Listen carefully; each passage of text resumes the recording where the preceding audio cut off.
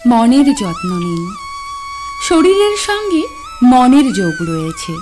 মন ভালো না থাকলে হাজার চেষ্টা করেও সুস্থ জীবনযাপন করতে পারবেন না, কাজ করার এনার্জি পাবেন না।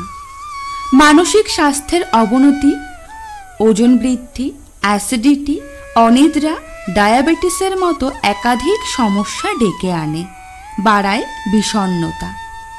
শরীরকে টক্সিন মুক্ত করতে ডিটক্স পানীয় খান, কিন্তু মনে জমে থাকা কথা, চিন্তা ইত্যাদি থেকে বেরোনোর জন্য কি করেন?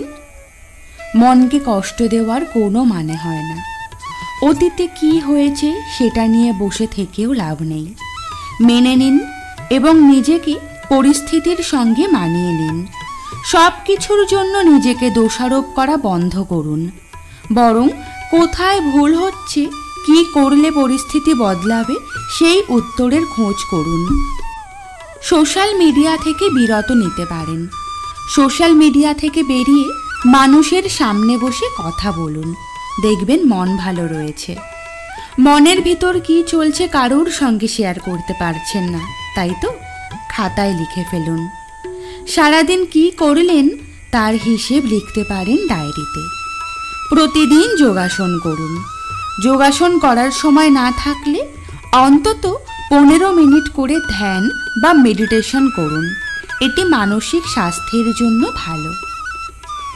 আজকের ভিডিওটি ভালো লেগে থাকলে অবশ্যই লাইক করে দেবেন এবং কমেন্টের মাধ্যমে অবশ্যই জানাবেন কে কোথা থেকে আমাদের ভিডিওটি দেখছেন।